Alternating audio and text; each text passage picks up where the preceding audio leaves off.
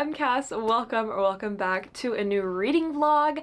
This reading vlog is specifically focused towards sports romance novels, and I also have like a bonus little romance novel that I'm throwing in here, and then one that's not like specifically a sports romance, but it has someone that like plays sports in it. We'll get to it in a second and it will all make sense. I am so excited about this video for a multitude of reasons.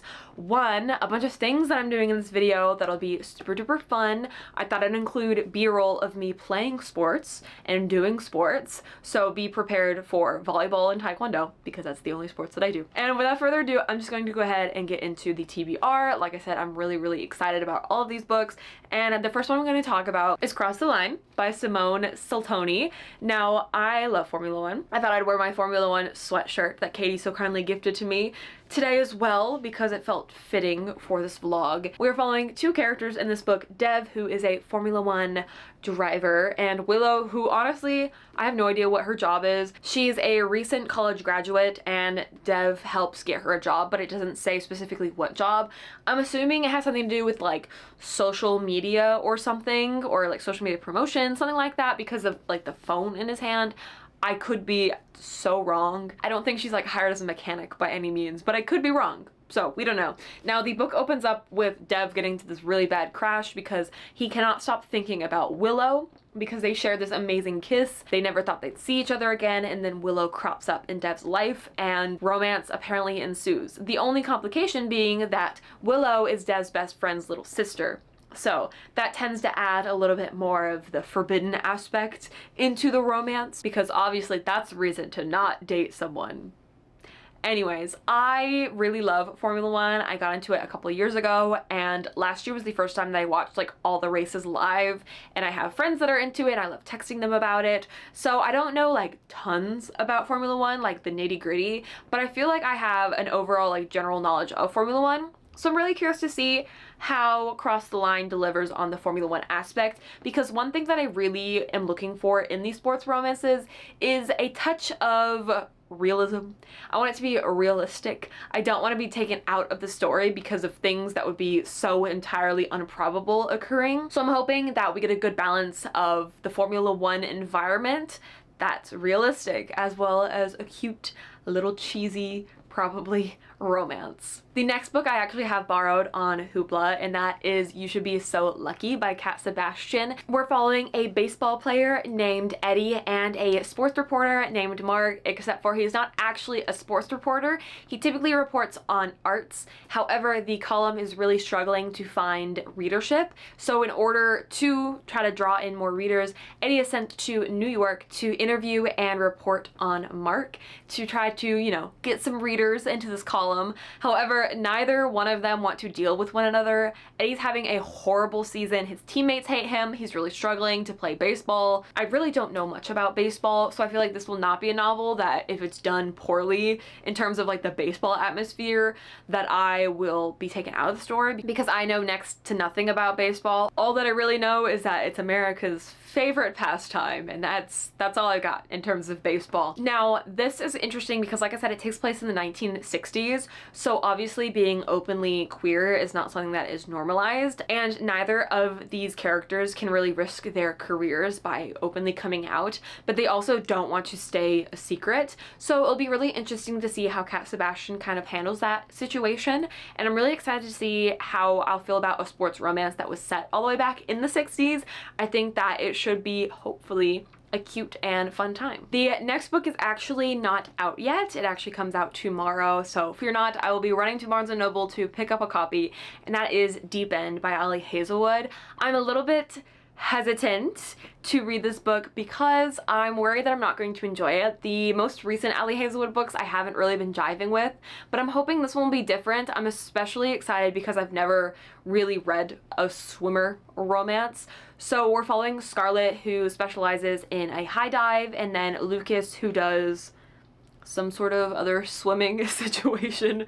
I don't know exactly what. I know there's a bunch of like different types of swimming, like freestyle, butterfly, backstroke. So I know that. But I don't remember which one that he does in particular. Apparently it starts off as just like a steamy fling and then develops into something more. They're both training for the Olympics. They're both in college. So I'm really curious to see kind of how their dynamic is. And I'm really hoping that it isn't just all smut. I really want a little bit of romance, and I want their chemistry to be good, because my problem with Not in Love, which was the last Ellie Hazelwood book that I read, is I felt like I couldn't really believe their chemistry or connection, and all it was smut, and I prefer more romance over smut. I don't mind if there's a balance, but I feel like Ellie Hazelwood has been leaning less towards, you know, romance. However, her books are still being marketed as romance, so until it's a shift in the marketing, I'm probably gonna fall for it every single time. But this might be my last Ellie Hazelwood hurrah, so hopefully it delivers in some good romance with some good chemistry as well. The next book is 12th Night, which is not technically a sports romance. Our main character, Jack, plays football, but then I think he gets injured, and that's when he falls to playing this like online game, which is a online game called 12th Night that Viola also plays. It's a grumpy sunshine romance in which their characters online seem to have like a good dynamic, a good chemistry, and then they realize that, oh my gosh, why do our characters have this chemistry? And then I think it also leads from like an online romance to an offline romance. So I'm really curious to see how I will enjoy this book. Like I said, it's not strictly a sports romance, though to be fair, I found it very difficult to find sports romances I was interested in that weren't hockey, because I refused to ever pick up another hockey romance. I tried Icebreaker, I was not a fan, so I've decided to avoid that category. However, it's honestly scary how many hockey romances exist. You go to Barnes & Noble and you close your eyes in the romance section and you pick out a book, 9 times out of 10 it will be a hockey romance. And I, being from the South, don't understand the hype around hockey romances. However, I recently met some people that live up north and they are hardcore hockey fans, and I take everything back because I uttered the words, "Who the fuck watches hockey?" in front of them, and they gave me some looks and then forced me to watch hockey. So, all that to say, this isn't really a sports romance, but one of the characters has a jersey on the cover, so we're gonna take it. And then the last book is actually a bonus book and has nothing to do with sports whatsoever, but it is romance, and that's In the Weeds by B.K. Borison. Now, Katie, Mackenzie, and I have plans to buddy read this book together, and I thought it'd be fun to have a day where we all just kind of read it together, chat about it a little bit. They'll be able to say hello to the vlog. It should hopefully be a very fun time. And this book follows Beckett and Evelyn. Evelyn is this social media influencer, and she's a little tired, a little burnt out, things I can very much so relate to. And then we follow Beckett as well, who works on this Christmas tree farm that we got to see in the first book in the Love Light Farm series. I don't know if I said that, but it's a series, it's a companion series, and this is the second book in the companion series. I am a little bit worried about this one because the reviews are very, very mixed, and I'll be curious to see how their romance plays out, because the biggest complaint that I saw in the reviews was that their chemistry wasn't really believable, but hopefully I enjoy it. Now, Beckett and Evelyn, I think, had this one-night stand that was incredible, and they never thought they'd see each other again, but when Evelyn comes to the Christmas tree farm to kind of judge during this competition during book 1, Beckett is like flabbergasted to see her again, and I guess that's where they kind of rekindle their previous relationship. So I'm really excited to see how that plays out. Now, you may have noticed that the lack of books I've been holding up. I'm waiting for my library copy for 12th Night, waiting for Deep End to come out for I can buy it, and then In the Weeds I have ordered, and I just need the package to arrive. So fear not, there will be another book haul in this video. And I say another because I have a little like miniature book haul because a couple books came in. One was actually from you guys, so I'll be opening that. Okay, so I already opened it because I didn't know what it was, and I was like, did I order something and forget? And then I also opened the other package because I was like, what is this? Did I order something and forget? We have a running theme, if you can't tell. To be fair though, I order a lot of things for my business, and sometimes I'm like, did I reorder something that I needed and just forgot about it? Because sometimes it takes a while to come in. So let's go ahead and do a little bit of a haul before diving into this video. Now, this book is from Nikki. It says, I've had this on my TBR for over a year. Maybe it's time. This is from my Amazon wishlist, and this is How Do You Live by Genzaburo Yoshino, and it's translated by Bruno Navasky. I have wanted to read this book for quite some time. It feels like a book that will make you very like retrospective about life. It's a coming of age story, and I'm just really, really excited. So hopefully Nikki and I both get to this very, very soon. I am really, really excited. And thank you so, so much, Nikki. I was not expecting this whatsoever, and I'm always so, so appreciative when you guys send me things. And like I said, I've been dying to read and buy this book for ages, like twice, I want to say like 3 years now, and I just haven't got around to it. And now that I have my hands on a copy, I'm very, very excited. So thank you so, so much, Nikki. And then the other one is very exciting, a little less exciting now that I read the book and didn't like love it, but I'm still excited about it because I am nothing if not insane, and I had ordered the German edition of Onyx Storm. I have the other 2 editions already, and they're absolutely stunning, and I'm about to show you why. I just need to get the plastic wrap off of the book first. They have the sprayed edges, which are honestly phenomenal. Because German is such like a long language, the books are significantly thicker. So I feel like they're able to do like cooler designs with the sprayed edges. I mean, the German ones just do it different. Now, the big reveal, I haven't even seen what this looks like, so we're gonna see it together. How does it look? No, because that's stunning. Even if I hate the rest of the series, I literally am so excited to just have 5 books with dragon eyes on them. This is phenomenal. So the second book was like a purple lightning situation, and then the first book was like an orange black sort of situation, but this blue, guys, I am absolutely obsessed. It's so pretty. So I keep them displayed on my bookshelf without the dust jacket because we cannot cover up such a beauty. Guys, I'm so happy about that. It looks literally phenomenal, and I can't wait to display it on my shelf. Now, enough blathering. I am gonna do some reading of Cross the Line. However, the next segment of B-roll is me doing a sport. Yesterday I did some volleyball. There's this place that does open gym volleyball in Orlando. Now, I hadn't played volleyball in like 6 or so years, and I recently got back into playing it because there's not a lot of places for adults to play. Like once you get out of college, there's just like nothing, and it's really annoying. So it seems like a lot of these people also just play for fun, or they play club, so they just train on the weekends for fun. And it was so fun, guys.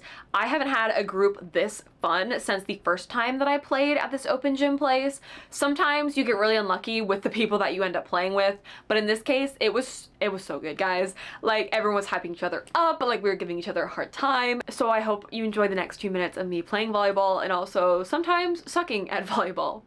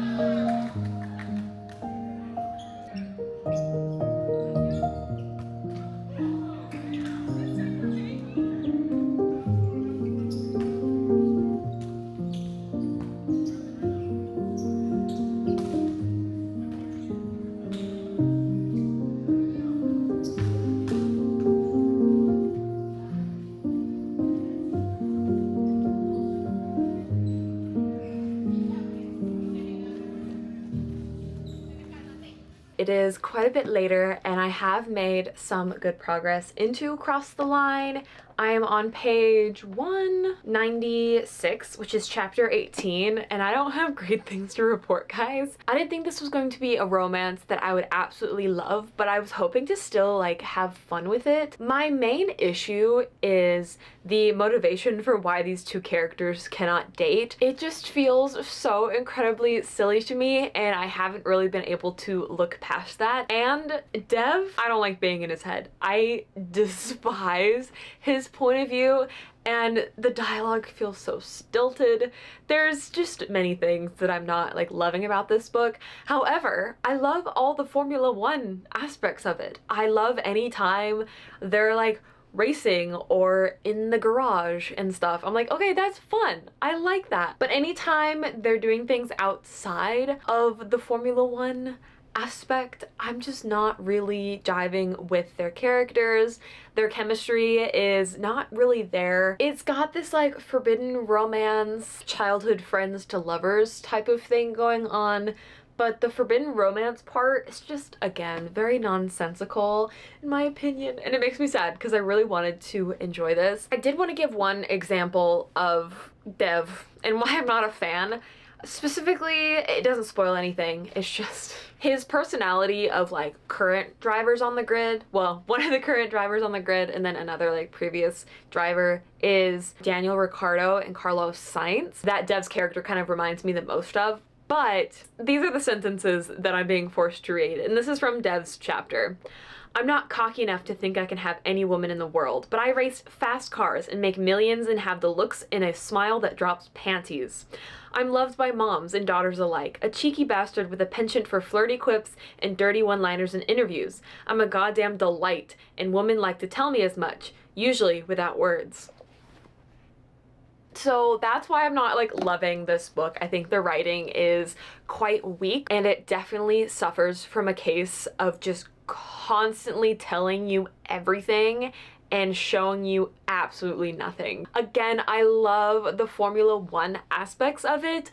There's some drama in terms of like the politics going on, and that's what I want. I want that juicy political situation. Basically, Dev's team is not really valuing him as a driver. He's supposed to be first driver, but because his teammate is a ripoff Lance Stroll, aka his dad is the main funder for this team, so the team is kind of forced to make his teammate look better even though he's the worst driver because his dad's the one pouring billions into this racing team. So Dev's not really valued as a racer, and his races are kind of being sabotaged as well, and it's adding some good, like, juicy drama to the plot, and I'm here for it. However, I'm not really here for the romance, unfortunately. Although Willow as a character, I really like the representation. She has hypermobility, so her dreams of becoming a professional athlete were quickly crushed, unfortunately, but she went into the avenue of sports reporting, and that has been her goal. I don't think I even said what this book was like fully about, but yeah, Willow was hired by Dev to kind of revamp Dev's image. He had a little bit of a falling out with his previous PR person, and she kind of sabotaged him and smeared his image quite a bit. So Willow was hired to kind of rejuvenate his image and make him be viewed back into a better light, and she's worked incredibly hard to get to the point where she's at, and I do like her character, but again, anytime she's like thirsting after Dev, I'm just like, what do you see in him? Like, truly, like, what are you seeing? Because anytime I'm reading his chapters, I am just getting the ick. And I hate it so much. To give some context about the like forbidden aspect of their romance, Willow had previously dated this dude in their friend group named Jeremy, and there was a big falling out over that. There was like a big breakup. She got cheated on. It was horrible. And the friend group kind of had to choose sides, whether to side with Willow or whether to side with Jeremy. Oakley doesn't want her dating any more of his friends, both because he wants to protect Willow and also, I'm sure, doesn't want another huge falling out within his friend group. And there's already like lingering tension between everybody around Willow. So that part kind of makes sense. But again, like, you're grown adults, like, talk it out, have a mature conversation, whatever. I don't know. I think it's silly. But it is what it is. I am going to finish reading this, though. I'm not going to DNF it. Hopefully the F1 plot lines keep me intrigued because the romance is not really doing much for me. But that's it for my updates for today. I've actually filmed so many videos today and I am so tired. And I have some work to do as well, so I'm going to probably do that. And then I will talk to y'all tomorrow with a final update about Cross the Line.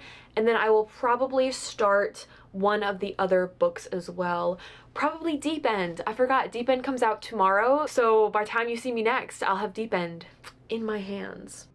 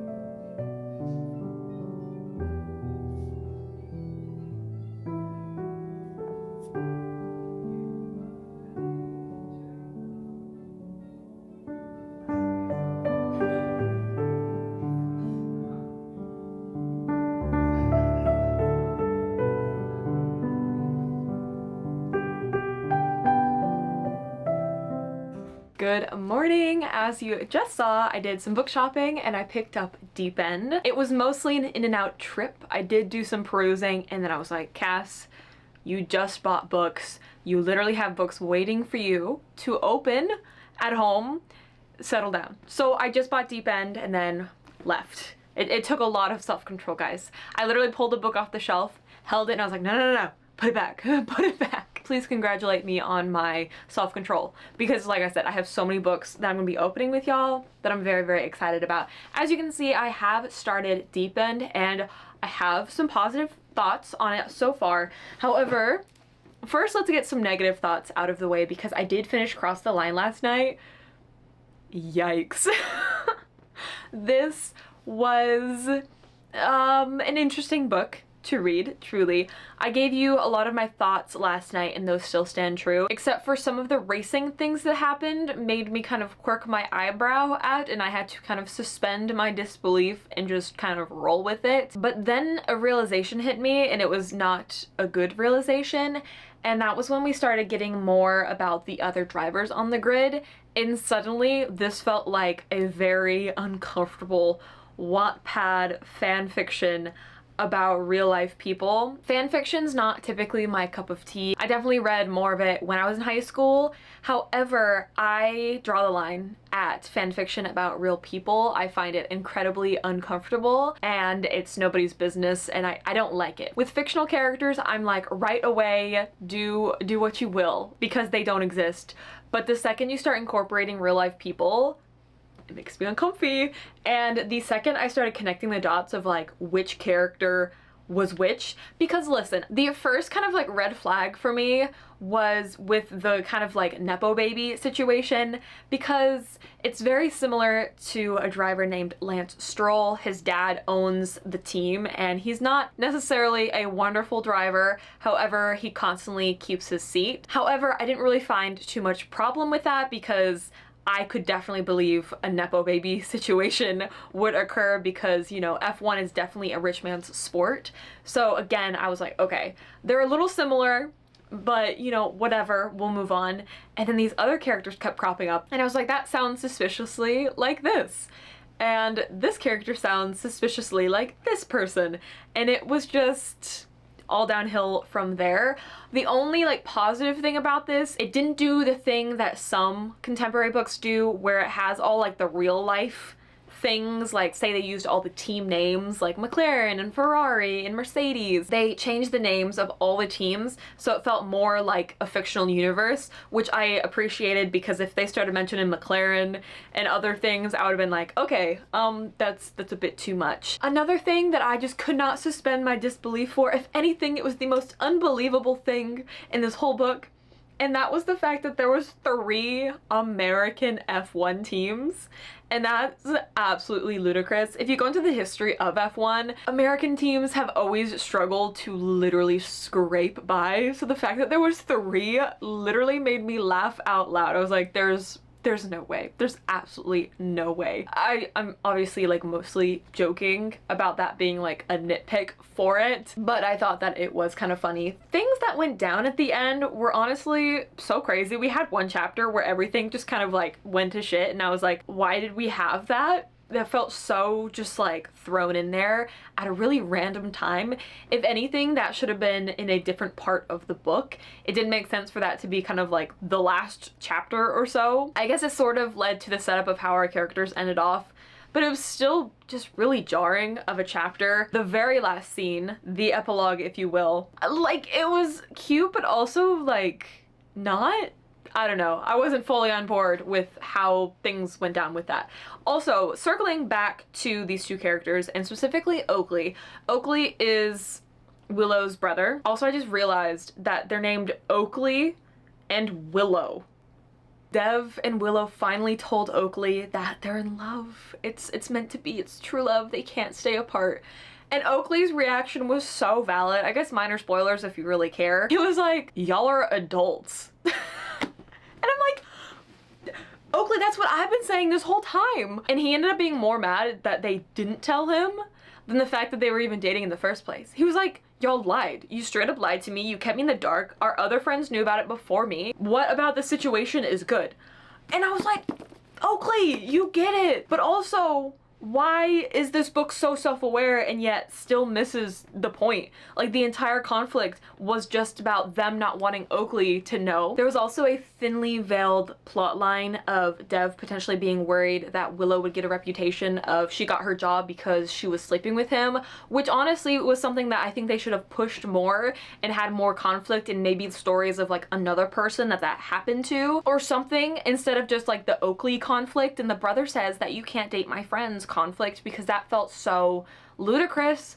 And the fact that this was nearly 400 this was 399 pages, and there wasn't like an ounce of genuine conflict in this book, and I cannot get over how miserable I was reading Dev's chapters every time it switched to his POV, which also we got more of than Willow's. I was like, I want out of this man's head so bad, because I enjoyed the Formula One like atmosphere and setting, but the Dev, I'm telling you,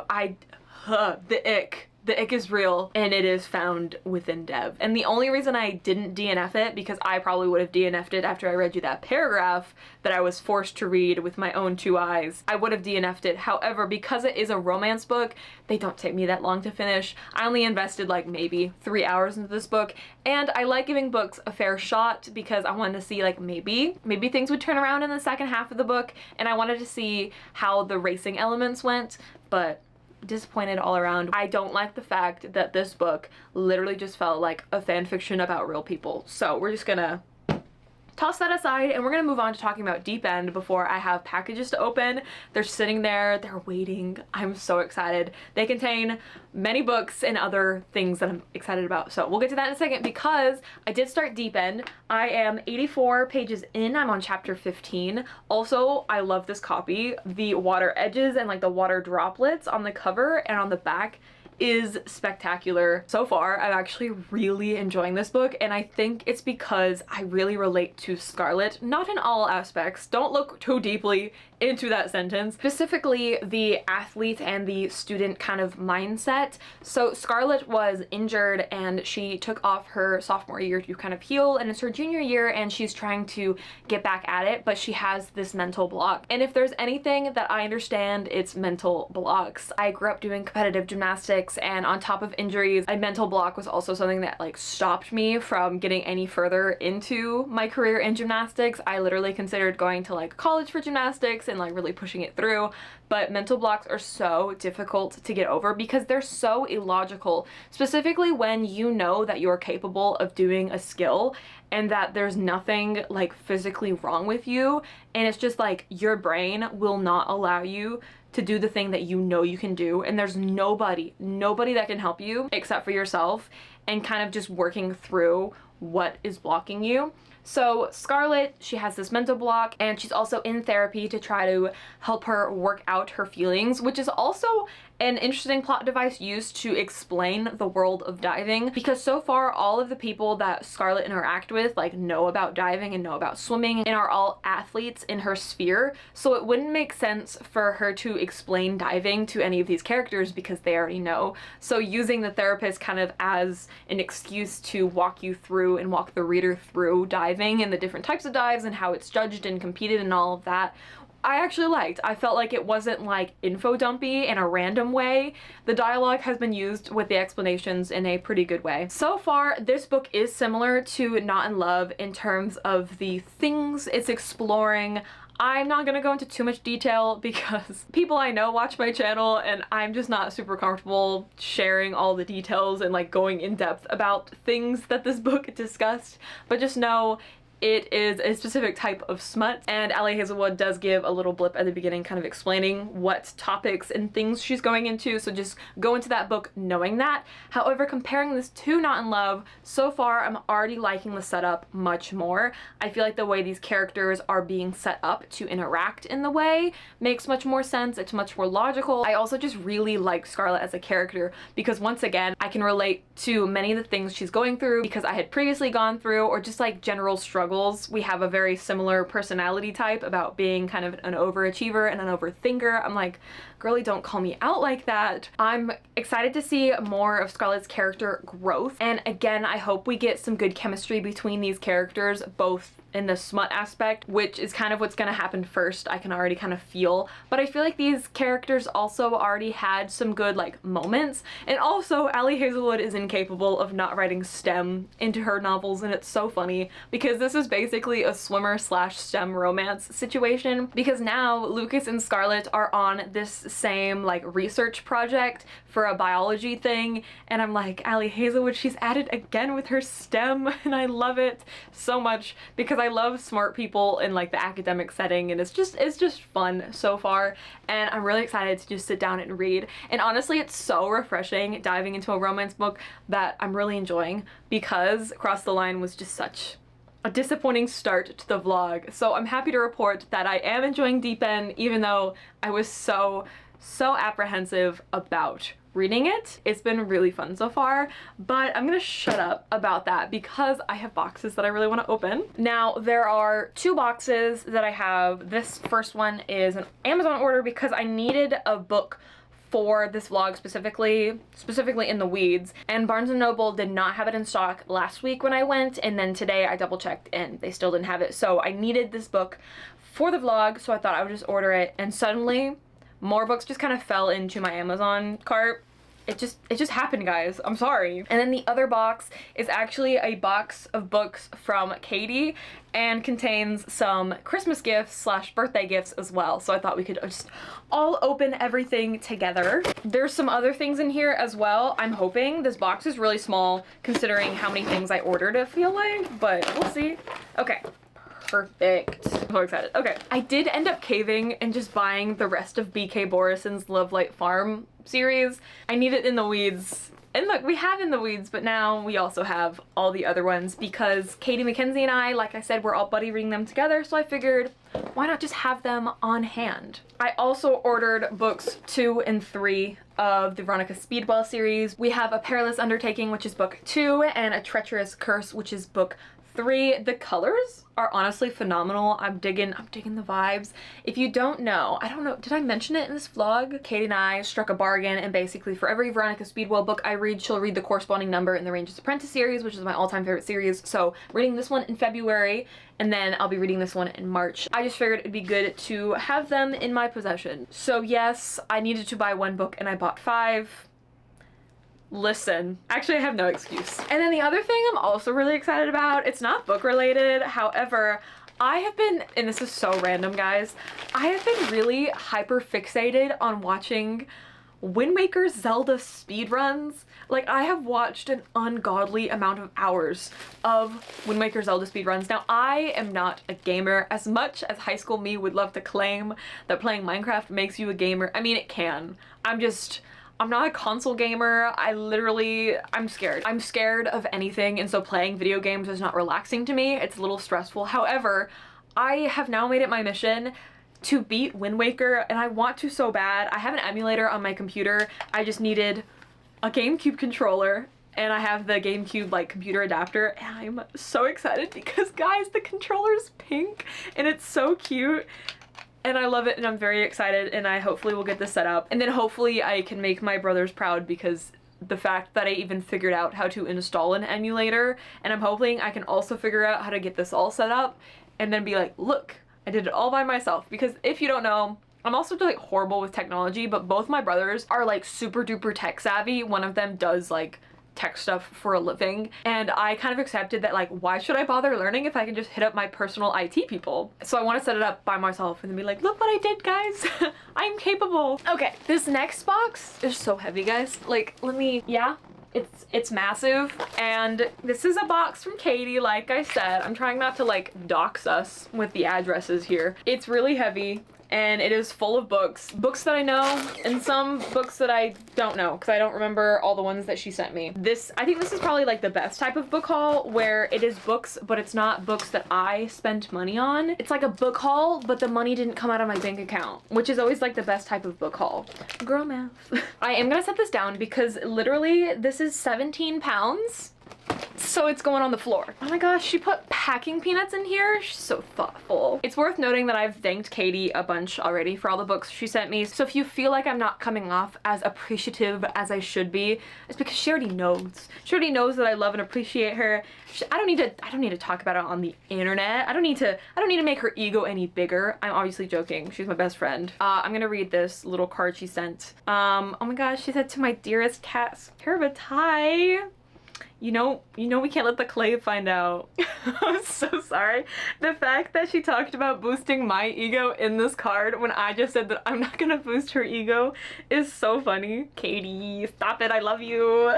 Time for the book haul. So another Veronica Speedwell book. I don't actually know what number this one is. 1, 2, 3, 4, 5, 6, 7, book 8. She unhauled most of her paperbacks because she ended up just buying them in hardcover because she loves the series so much. And I told her since I was reading it, I asked very kindly if she would please give me the paperbacks that she hadn't gotten rid of yet, and her being as wonderful as she is, she said yes. Oh, we have gift wrapping to unwrap, which is very exciting. I've been looking forward to this. She always makes them so cute. They're a little squishy because this box was 17 pounds and had gone from Missouri to Florida, so they've gone through it, but the wrapping is always spectacular. It's always so cute. I love the gold one. I think this one's my favorite, and I think that's the order we're gonna open them in. But first I'm gonna pull out the rest of the books that are in this box because I think they're all part of just one series. Hang on. Okay, I'm seeing something. Something's peeking out on the bottom when I was Katie? Katie? What? Katie? Katie? There's like packing peanuts getting stuck in between the freaking dust jackets. If you don't know, Katie did not really enjoy the Throne of Glass series. I love Throne of Glass. I read it as the later books were coming out, and it was actually the first series that I actually bought on my own dime, and I bought the paperbacks because I was a broke high school student. But Katie was talking about getting rid of her hardcovers, and guys, she sent me the whole series, and I'm so excited to have these on my shelf. Okay, there's a few more, but there's something peeking out of the box, and I'm kind of freaking out because I think I know what it is. Guys, it's stunning. I love... Wait, did she write in this or is it just tabbed? I really, really, really hope that she wrote in it because I want to read her annotations. She did write in it. Oh my god, I'm so excited to read these. Anyways, so thank you, Katie. Obviously, I love you. I'm really excited to have those on my shelf. Oh my gosh, she also gave me the Barnes & Noble receipt. Like the baked good ones, so I can buy any 2 freshly baked cookies, brownies, or loaves and get 1 free, and I can mix and match. Katie, this is probably my favorite part of this whole gift. Thank you, and it's valid through April 30th, 2022. Thank you so much.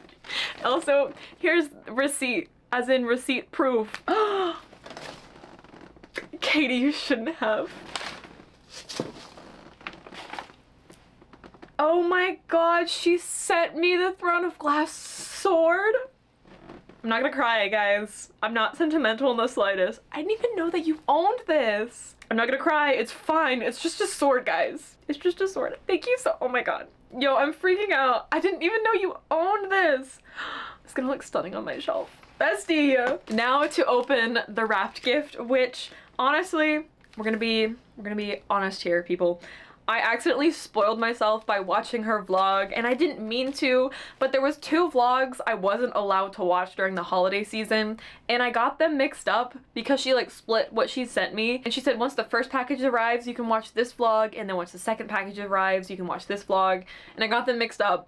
And I immediately spoiled myself because she had a clip of wrapping these in the intro. So it's fine. But we're gonna go ahead and unwrap these. Yeah, we're gonna use scissors. I'm all about efficiency here, and this was too tightly tied. Too tightly tied? Sure. Okay, we're gonna shut up. I'm so excited. I have been talking about wanting to get these for a while. Ever since she got them, I was like, oh, I'm gonna need my hands on those. And she got them for me. They're so pretty. They're the illustrated editions of Lord of the Rings. Actually, all the books are. So, guys, this is... I know I just showed you. I feel like you need a second look, though. All right, and we're gonna finish opening these up. I'm gonna actually just take the ribbons off of these. That way I can put my scissors aside. This entire segment is me just complimenting Katie and telling her how much I love her, and it's fine. Oh, there's the 2 towers. absolutely stunning. If this isn't my sign to finally read Lord of the Rings this year, I don't know what else is. Guys. No, they're stunning. Oh my god, it has a boat on the back. Y'all know how I feel about boats. Oh my goodness. Okay, let's see them all lined up. Deceased. I am simply deceased. Oh my gosh, they are all so stunning. I cannot wait to put these on my shelves ASAP. I need to figure out. I have so many new books. That is honestly an obscene amount of books. It's probably like the most amount of books I've acquired within one day, and I am not complaining. Oh my god. I think that we need to do a bit of bookshelf organizing because I need to figure out how and where to put all these books that I just acquired. Katie, my parabatai, you already know how much I appreciate you, but I freaking love you so much. And also, if for some reason you're not subscribed to Katie, go subscribe to Katie's Reading, okay? That's the bestie right there. She's the best. If you like my videos, you'll like her videos even more, trust me. Anyways, I'm gonna put these books onto my shelves. I'm very excited about that. And cry a little bit off camera because I freaking love my best friend so much. And then I will do a little bit more reading and I'll come back to you with an update then.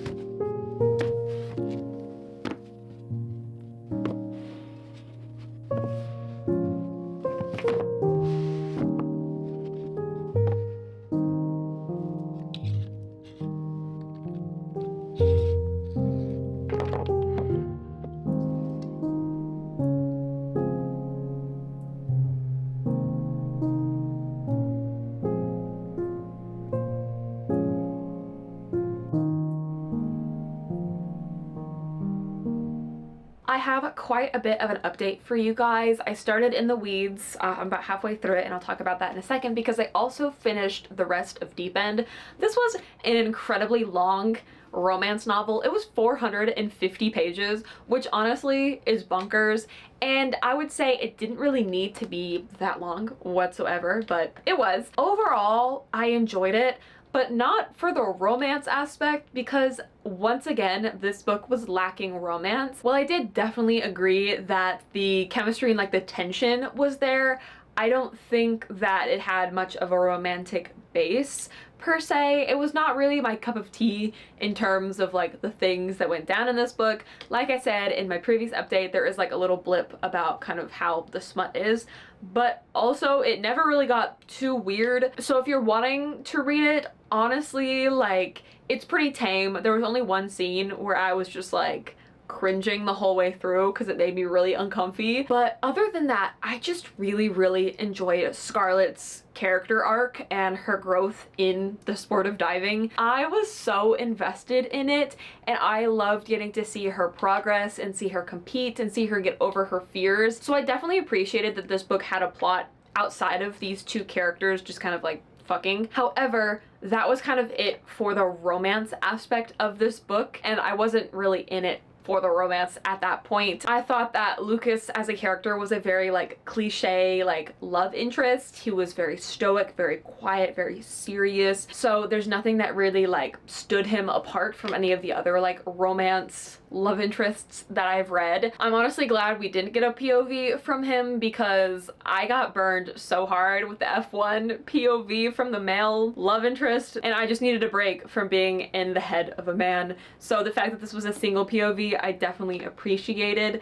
Like I said, there was lots of elements that I didn't quite jive with in this book, but the sports atmosphere with the combination of STEM and the college atmosphere just made me so incredibly happy, and I was just so excited to pick up this book and see where Scarlett's story led to. I think if you go into this book expecting like a cute romance, you're gonna be disappointed. But if you're into sports and you don't mind these two like college kids kind of just lusting after each other the whole book, I enjoyed the sport storyline arc a lot. It's really funny because these feel like the most unrelatable characters in the world. You have Lucas, who is already like an Olympic gold medalist. He has never really lost a race. Like, he's lost a few, but it's hardly ever stated. He attends Stanford College, and he's going to med school also in the US. And then we also have Scarlett, who's like identical in every way other than the fact that she does diving, but she was like a medalist in the Junior Olympics. She, again, is like into STEM and a super smarty pants to the point where like her teachers are really impressed with her ideas, and yet there was still a lot of relatability with these characters. Maybe less so Lucas, more so Scarlett for me personally, especially with the overthinking and constantly overanalyzing every action, every interaction. I just felt like I was reading about me in so many of these scenarios when it comes to like interacting with people. I've gotten over a lot of like my anxiety and like overthinking because I just don't have the energy to do that anymore, especially when it comes to like making friends. I'm really content with my circle of friends that I have, and I got to a point where I'm like, well, if someone doesn't like me, so be it. But I totally understand the like wanting to find your clique, wanting to find your group, you know, just be like normal when your brain is not like wired that way. So I appreciated those aspects a lot in this book. There was also a cameo. Once again, cameos go straight over my head if I'm not reading this series like back to back to back, I've realized, because Olive was mentioned and I read it as Olivey for some reason, and it didn't click until I was talking to Katie about this book, and she's like, yeah, Olive. And I was like, Olive? From The Love Hypothesis? And she's like, yeah. So once again, I am but a dumbass when it comes to cameos and remembering character names. It is my fatal flaw at this point, forgetting character names. It's just who I am at this point. Like, part of my identity is loves Ranger's Apprentice, loves yapping about books, but cannot for the life of her ever remember any character names ever. Now, like I said, finished this book, and I also started In the Weeds. Look at the matching tassel. I'm loving the vibes. I am 142 pages into this book, and once again, there's not really much romance in this romance novel. And here's the thing, if like this was marketed as erotica, I'd be like, okay, yeah, that checks out. Like there's honestly more plots than I feel like in most erotica books anyways, but this one, I'm like, this is a romance book. Where is the romance? So far, these characters have just been lusting after one another and been doing nothing else. So we have Beckett and Evelyn, and like I said, Beckett works on the Lovelight Farms that we saw in book 1, and he apparently had this one night stand with Evelyn, and then Evelyn is this social media influencer who's kind of burnt out, and she decides to just take a break from social media and go back to this small town, and she ends up rooming with Beckett. So it's kind of like a forced proximity situation, but they've done nothing about anything. They've skirted around conversations. They finally had like a mature conversation being like, we can make this not weird, it's fine. But then they're just like lusting after each other again, and I'm like, just do something, just have a conversation. Like clearly like the tension is there, and I guess that's what BK Borison's trying to do, is like build up the tension. But honestly at this point it's just annoying. Like give me a little bit of romance in this book, because like I said, I'm already halfway through it and nothing has happened, and yet there hasn't been enough moments between them that makes me like believe their chemistry. So far it's always been in reference to the one night weekend stand, I don't know, the weekend that they had spent together. It's always in reference to that moment and thinking back to that moment, which was a moment that we got like one chapter of, was like, oh look, they had a one night stand.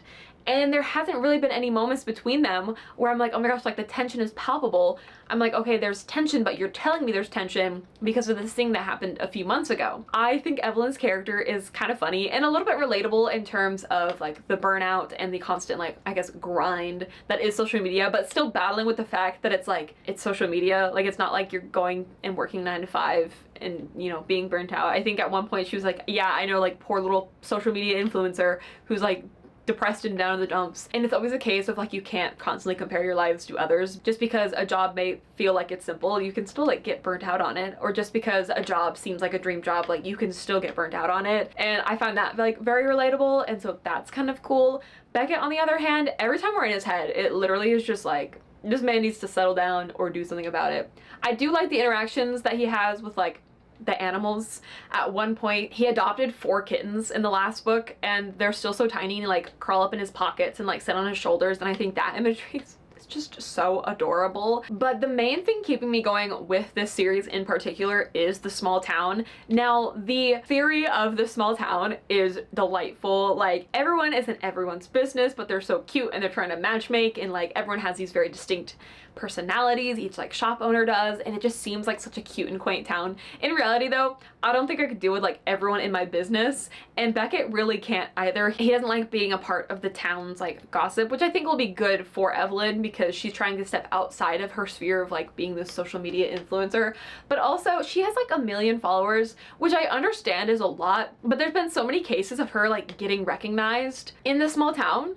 And I think the only like theory that I have is maybe like the small town, because they live in this town, like her video about the farm got pushed so then people like know who she is, because I'm like, the chances of that many people like knowing who she is because of social media and not because of Stella talking about her coming for the social media contest seems slightly unbelievable. For again, 1 million followers is a lot of people, but there's still like a lot of people in this world, and there's people that probably have like 50 million followers that I have never heard of, and it's just kind of funny that like so many people are recognizing her or like talking about her and stuff because they know her from social media, and I'm like, what are the chances that that many people would recognize her in one town? But once again, I'm enjoying like the plotline of the characters. Like Evelyn's whole thing is she's trying to like take a break and trying to recenter herself and trying to find like what truly makes her happy, and I think that's a very relatable story for a lot of people. Like, you're burnt out at your job and you want to figure out like what truly makes you happy, because sometimes you're just stuck in the rat race of just like doing the same thing every single day because you don't have time or energy to do anything else outside of that. So I found that aspect very relatable. But Beckett's POV and the romance is not really delivering right now, but I thought that we could ring up Katie and Mackenzie and see what their thoughts are. I'm not sure how far each of them are into the book. I want to say Katie told us that she finished the whole book the other day, and I don't know how far Mackenzie is. I think we tried to agree that we'd be halfway, but you know, life happens, so we'll see. So let's go say hello to Mackenzie and Katie. You're finished with it, Katie? I finished it a few days ago. We'll do better on the next one. No, for sure. I'm dying. I'm on chapter 2. You know, and I don't think I'm liking it, guys. I'm not gonna lie. Yeah. Is it just the characters you're not jiving with, or the writing, or what? Yeah, it's the characters. I don't like the man. The man's a bit too horny for me. No, that is so valid, because that's probably like one of my biggest complaints about this book. Like, my main issue with this book is that it starts off with them having a one-night stand, and then like from there on they're like, I think about. I'm like, I don't fucking care. Let's do something better. The romance is a bit lacking. This is like one of my least favorite romance books I've read in a long time. Wow. But like the rest of the book is good, but I don't like the romance. Listen, that was my problem with Deep End too. Like, it really wasn't romantic in the slightest, and in this book too. But I think I'm just still recovering from that F1 romance that I read that was so horrible that like anything even remotely better than it, I'm like, okay, maybe it's not that bad. How do you feel about the social media influencer representation in this book, Katie? I do find it funny when she is like interacting with the people at the like agency that she works for. I don't know if either of you have gotten to like where she's like having an actual meeting with some of them. It's stupid. I got to the meeting where like she decides to like step back from social media, and I'm like, the algorithm who? They would never allow that. During that part, she was like, I just need to take a break. I'm like, girl, you're cooked. I'm like, do you know how bad the Instagram algorithm hates that? No, when she was talking about taking a break, I was like, fuck, I want to take a break. But I mean, slay for her for taking a break. That's how you know this book is fiction. No, literally, I was like, I don't think BK Borson knows anything about being an influencer from a seasoned pro like me. Oh, for sure. No, I jest, obviously, but there were parts during it. I was like, do some research. Do y'all want to say hi to the vlog? Absolutely. Whenever you're ready. It's been going. I'll probably cut up some of our conversations. Oh, it's been going? Yeah. It's been going. You didn't tell me. Oh my god. That way the people know it's natural, you know? That way if you do a switch up, they'll know. All right. That way I know we're actually friends and it's not just for the camera. No, actually, you're held up at gunpoint. Speak for yourself. No, actually, Katie and I have been faking it for clout this entire time. Yeah. Parabatai who? I can't stand her. Yeah, it's rough. Yeah. And I want everybody to know that. Anyway, so those were everyone's thoughts, the unfiltered thoughts so far on In the Weeds. If you missed it, Mackenzie's on chapter 2. Even though we're supposed to be buddy reading it, Katie's done, even though we're supposed to be buddy reading it. Yeah, and it sucked. No, I'm kidding. Don't out me like that. Anyways, so like most things, it didn't quite go to plan. All right, I think that's enough of that. Bye! Bye! Smash that subscribe button. Thank you. Obliterate the comments. She's catching on! We've trained her well! Oh,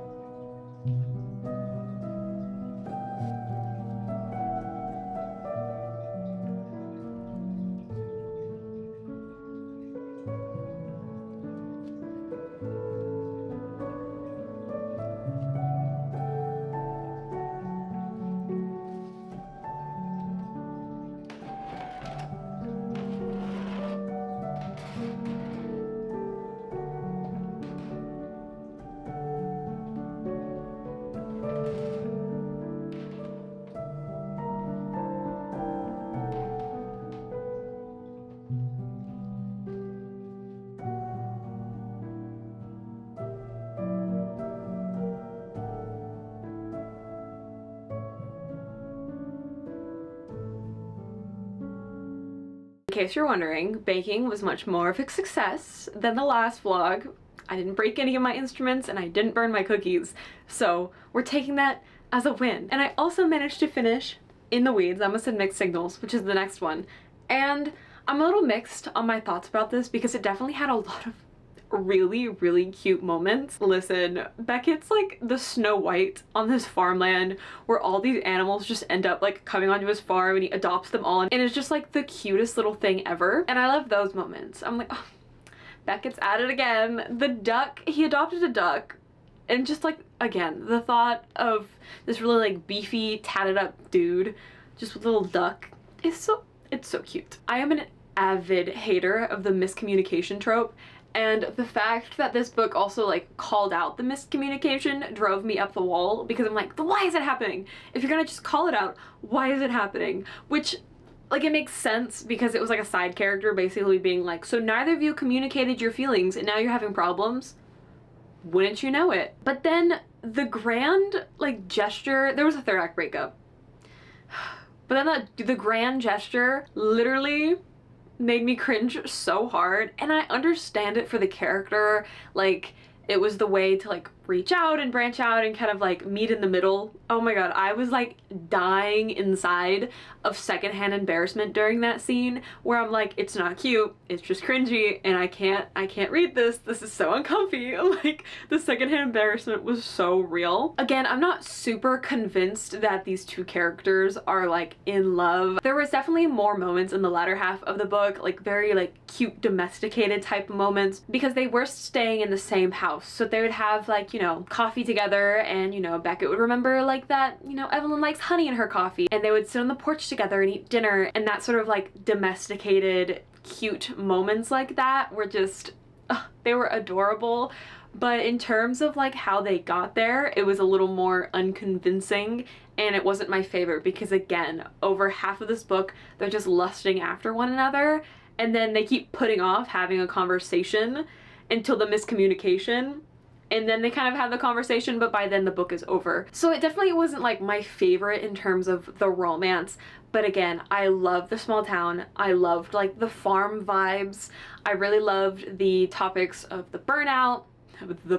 I love topics of burnout and just trying to find a new sort of happy with your life. And I could definitely relate to the guilt of wanting to switch things up. So in those aspects, I enjoyed it. And again, there was a lot of really cute scenes. This small town is such a perfect backdrop for these books, and I think it's something that makes this particular series so good, is the town and that atmosphere. It's so cozy reading this book. But again, I wasn't a huge fan of our characters and the chemistry, but I still really enjoyed it because I loved getting to see the town and their interactions and everything. So kind of a mixed bag when it came to In the Weeds, but honestly, I still had fun reading it, and that's really all I ask for in romance books. I do have one more book that I want to read in this vlog. I know I have 2 more on my TBR that I announced in the beginning of the video, but unfortunately my library holds are not coming in this week like I thought they would. It said in transit because they're in transit to the library for me to pick up, but they've been in transit for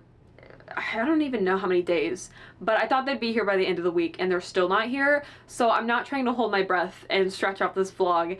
Therefore, I am going to exit trying to read 12th Night in this vlog. I'll probably still read it when my library hold comes in, it just won't be in the vlog.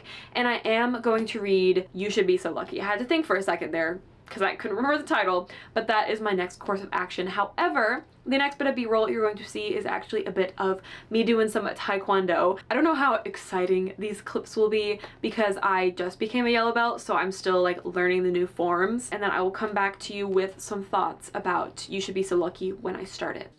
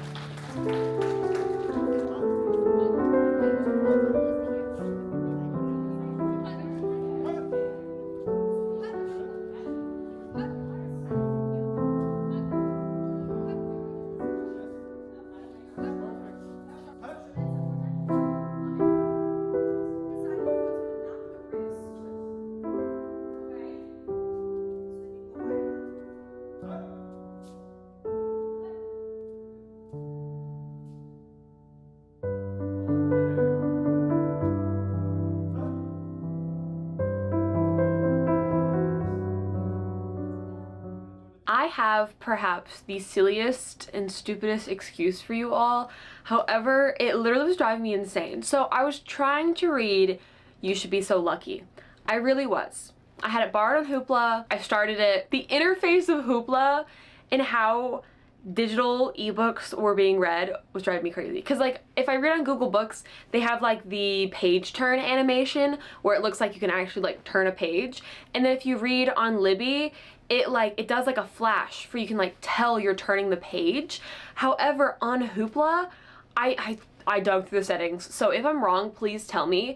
But every time I like clicked to turn the page, there was no indication that I turned the page. The text would just like change, but there would be no flashing, no indicator. And so I kept getting confused on if I actually read the previous page or not, or if I skipped a page, because that happened a couple times where I like would bump the screen and then I would be like, what happened? What's going on? And I know that's so silly of an excuse, but I literally could not stand it and I felt like it was going to impact my level of enjoyment. So I only made it about 2 chapters in to You Should Be So Lucky before soft DNFing it. I still have plans to return to that book. However, I think I need to get my hands on a physical copy. So I'm going to re-request it from the library because I had canceled it when I saw I could borrow it off Hoopla. So I think I'm going to re-request it from the library and then read it physically when it comes in.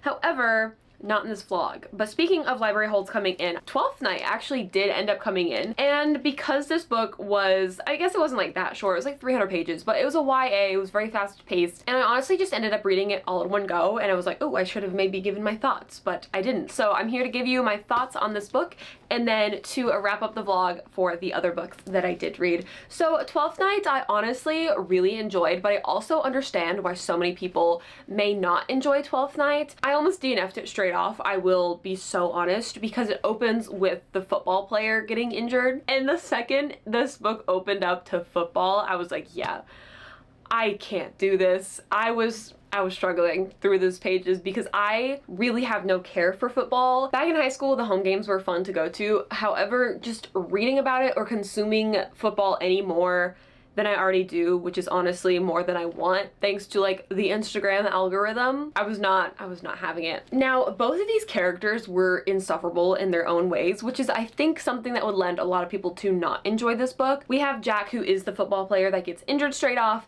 but he is such like, he's not super egotistical, but he definitely comes off that way a lot. He's like the most popular guy in school, and he was it wasn't a quarterback, he was a linebacker, I think. He runs far, so if that's what a linebacker does, that's what Jack was. And he also was voted the president of the student council, but he really doesn't do his job. And V, who is our other character, is kind of forced to pick up the slack and is just constantly irritated with Jack just not doing his job and just being so Jack-like. Now, V, listen, I related to back, in high school, I could definitely see myself relating to V on so many levels. This like me against the world, I hate everyone. In the beginning especially, like she would provoke people for no reason other than her like, it's me against the world, I hate everyone. She gave me the same vibes as Kat from 10 Things I Hate About You. That level of uppity and it's me versus the world and everyone hates me and therefore I'm going to make it everyone's problem. Even though they don't really hate her, they just can't really have a conversation with her without provoking her in some way unintentionally. So if you can get over that both of these characters are kind of insufferable in their own ways, I honestly really enjoyed this book. It was really reminiscent of one of my favorite books from my childhood named Gamer Girl, and it followed the same sort of premise of like 2 people game and then they kind of fall for each other online. However, the caveat is that V knows that Jack is like the online character, but Jack doesn't know that it's V because V plays as a male avatar, because if you have ever played games online ever, you know how sexist online gaming communities can be. And honestly, she dives a lot into the feminist rage through V of just like not being welcome in certain spaces that are predominantly male. And Jack kind of has like a moment where he realizes that like, wow, he really like set up this certain event to be more like a boys club. It kind of comes to that realization. So there's definitely more depth than just like 2 high school characters having their like enemies to lovers moment. I will say at some points this book felt very preachy with like the feminist messaging. I was like, okay, calm down just like a notch or two, because it felt like a little bit much for this teenage girl to be at. However, it did really fit V's character because she was so like feminist, me against the world. However, it was really cool seeing her soften a lot to Jack, and it was cool seeing Jack go through some very realistic high school struggles. So he's injured on his senior year during football, and he has a college deal lined up. He is signed for college, but he's unsure if they will continue to hold his position for him. I actually had a close friend who had a football scholarship and had his whole life planned out, going to play football in college, going to try to go professionally, the whole shebang, and then got injured, and his life took a complete 180.